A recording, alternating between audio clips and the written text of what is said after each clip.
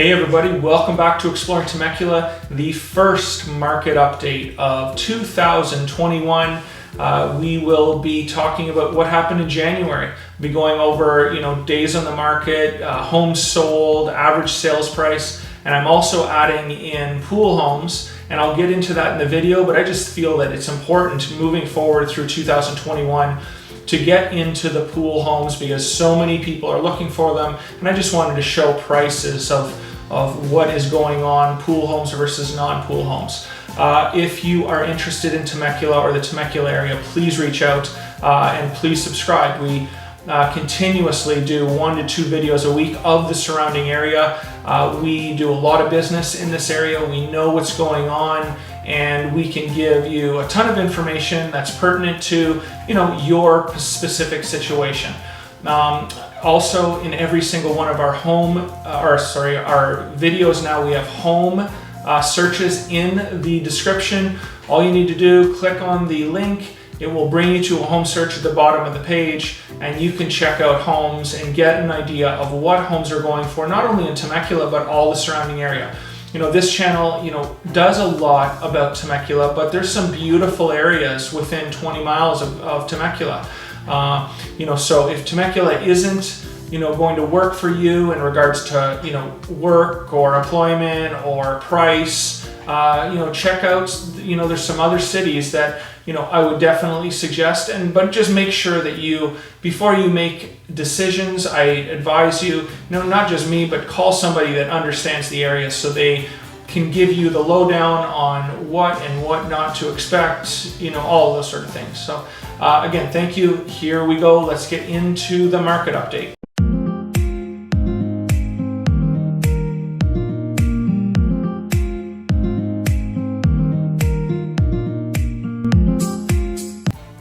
Okay guys, welcome back to our market update for Riverside County. Before we get into it, if you have seen these videos before, you know this, but I get my information, it's called InfoSparks.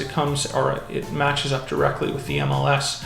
I don't stipulate in between property types. I just want to give everybody an overall feel of what is going on in Riverside County in way of homes. Homes sold, prices, days on the market, that sort of thing.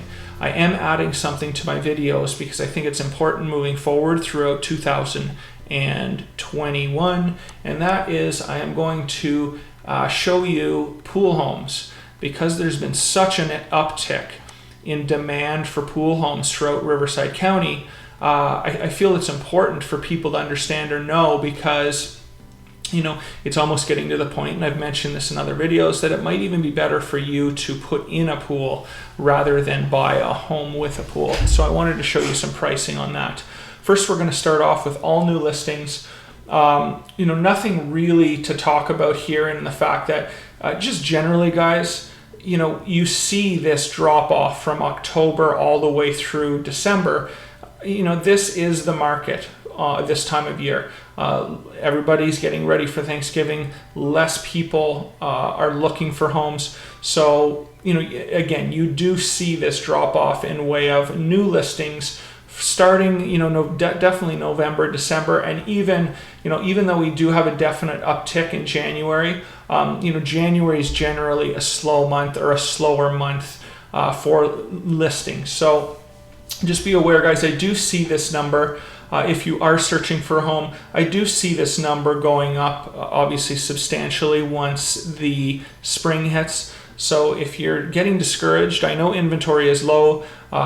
It's really crazy low right now. So don't get too discouraged. You will see more homes coming on in the next 4 to 5 months. Next thing I wanted to show you was days on the market. A bit surprising. This trend. In order for me to say, hey, there's something changing, I like to see 4 or 5 months of this. Obviously I'm going to show you that with sales price too, but it was insane. When I was doing these market updates for September, October, and November, I couldn't believe that the average home on the market was 12 days in November. And then you go back, you just compare it to a high just in January, 45. That is triple a decrease in way of days on the market. Now, part of the reason is, there's less inventory, there's more people wanting to buy homes with these low interest rates. So it's almost to the point where people looking to buy a home right now are getting discouraged, frustrated, and I would guess are almost accepting the fact that they might not get exactly what they're looking for, but they want to get in a home. So you're seeing these homes that maybe generally would not sell in the first 2 weeks to a month to even 2 months. These homes are actually even selling now because buyers are getting frustrated. They're getting discouraged after putting in 5, 6, 7 offers and not even being close to getting an offer accepted. So the second last thing I wanted to talk about was sales price. Obviously we had a huge spike from May to August, and even if I put this back 5 years, you really don't see a spike like we saw from May until August, or from May through August, like any other year or any other months in the last 5 years. What's going to be interesting to me to see, and yes, you did see a plateau here, I'm wondering, so is this going to be sort of the norm over the next, let's just say 6 months? Because again, what's going to happen in the spring, everybody's going to be, the frenzy could start again. And this is when you could see another spike like this in 2020. In my opinion, I do think that we're going to see gradual upticks in the market. And when I say gradual, it's still pretty crazy. The average home price in December of 2020 was $615. The average price for January, $10,000. But in order for me to change my mind or say, hey, we're definitely having a plateau, I'm going to want to see the spring months. Let's just say March, April, May, June. I'm going to want to see 4 to 5 solid months in a row where we're flatlining a bit. Sort of like what we see here.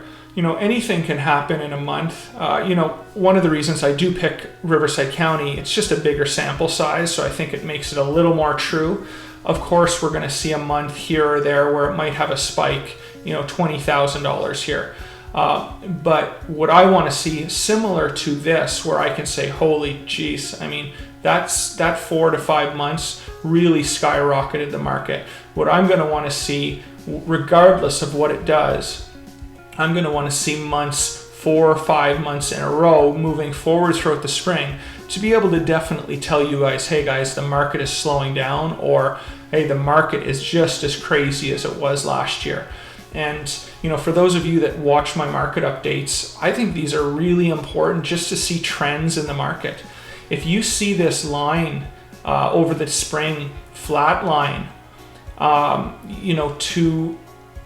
even to a degree that we saw, let's just say here in 2019, that might be a signal that the market not necessarily is going to change drastically, but you might see maybe a little dip following that. So this is, these are visuals that I feel that again are important whether you're buying or selling a home.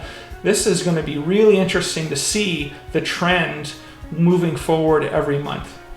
The final thing that I wanted to talk about were pool homes, and this is pretty crazy, guys. I just noticed that we had a pool home setting, so this is new. I have not shown this on these market updates yet, but what I wanted to show was June 2019. Okay, where are we here? Sorry guys. June 2019 without a pool was $520,000 on average. Okay, has a pool. With no pool in June 2019, $375,000. That's a difference. If you had a pool in June of 2019, there's a difference of about $135,000 on average that the pool home is getting more than the home without a pool. Now, when we go here to January 2021, the difference is literally, so in and I'll show you here. Okay, so in January 2021, with a pool is $625,000. Without a pool is $435,000. So just in comparison, when I showed you June of 2019, there was a $135,000 difference, basically in having a pool and not having a pool.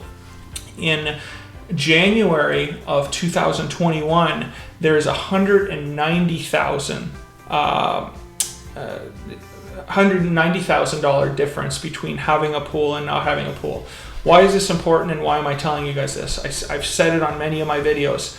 It seems like the demand for pool homes, for whatever reason, it's almost not even real. Everybody that I sold a home to last year that wanted a pool, we were bidding anywhere from $30,000 to $60,000 above list price. Who knows if that's going to be the case this spring?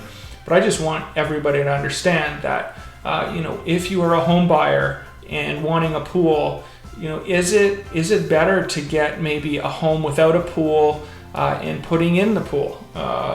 Is it that a better use of your money? I don't know the answer to that. I'm sure there's different situations in every city and every type of neighborhood. This is going to change depending on where you are looking to buy. But this, again, what I said in the beginning of the video is the reason I do all of Riverside County is I really want to give a big picture of what's happening generally within a 30 to 20 mile radius of where you're looking to buy.